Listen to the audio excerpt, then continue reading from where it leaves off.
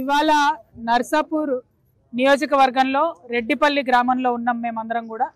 మరి రెడ్డిపల్లి గ్రామంలో రైతులకు తీరని మనోవేదన ఉన్నది. హైదరాబాద్కు కూతవేటు దూరంలో ఉన్నది కాబట్టి ఇక్కడ భూమి ఎకరానికి 2-2.5 కోట్ల పైమాట పలుకుతున్న విషయం రెడ్డిపల్లిలో ఉన్నటువంటి ప్రతి ఒక్క వ్యక్తికి కూడా తెలుసు.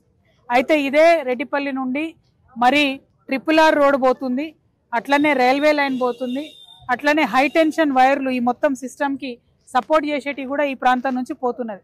ఇక్కడ ప్రజలు ఒకటే మాట చెప్తున్నారు, మేము అభివృద్ధికి వ్యతిరేకం కాదు, రోడ్ ఇస్తాం, కానీ మాకేదైతే ఇవాళ మార్కెట్లో ధర పలుకుతుందో కనీసం దానికి దగ్గరగా అన్న ప్రభుత్వం పరిహారం ఇవ్వాలని చెప్పి న్యాయబద్ధమైన కోరిక వాళ్ళు కోరుతా ఉన్నారు.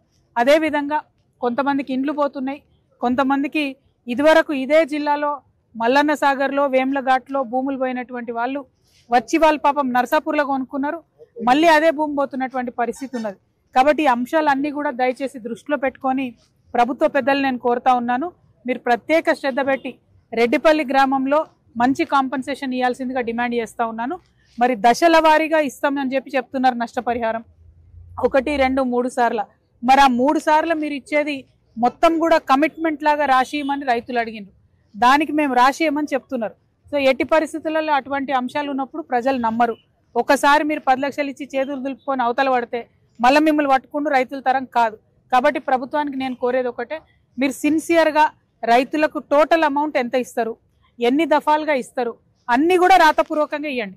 మీరు రాతపూర్వకంగా ఇస్తే రైతుల్ని మిమ్మల్ని నమ్మేటటువంటి పరిస్థితి ఉంటుంది తప్పితే వేరే కాదు.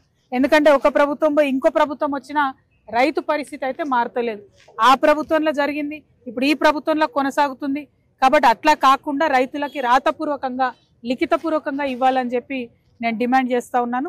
అదేవిధంగా రెడ్డిపల్లిలో ఏదైతే అసంపూర్తిగా ప్యాకేజ్ 18 కాళేశ్వరం దున్నదో దాన్ని కూడా చూడడానికి పోతున్నాం. ఎందుకంటే చాలా భూములు పోయినా ఇక్కడైనా సరే ఉమ్మడి మెదక్ జిల్లాలైనా సరే దాదాపు ఓన్లీ నర్సాపూర్లో 90,000 ఎకరాల పైచిల్కు పార్కం జరుగుతుంది కాళేశ్వరంతోనే అని అనుకున్నాం. కానీ ఇప్పటి వరకు కూడా పూర్తి కాలేదు. 4-5 ఏళ్ల నుంచి భూమిలో వచ్చిన పరిస్థితి కూడా ఘోరంగా ఉంది. సో ఆ సైట్ కూడా చూడడానికి వెళ్తా ఉన్నాం. రెడ్డిపల్లి రైతుల పక్షాన తెలంగాణ జాగృతి నిలబడుతుందని చెప్పి మరొకసారి మీకు తెలియజేస్తున్నాం. Thank you. జై తెలంగాణ.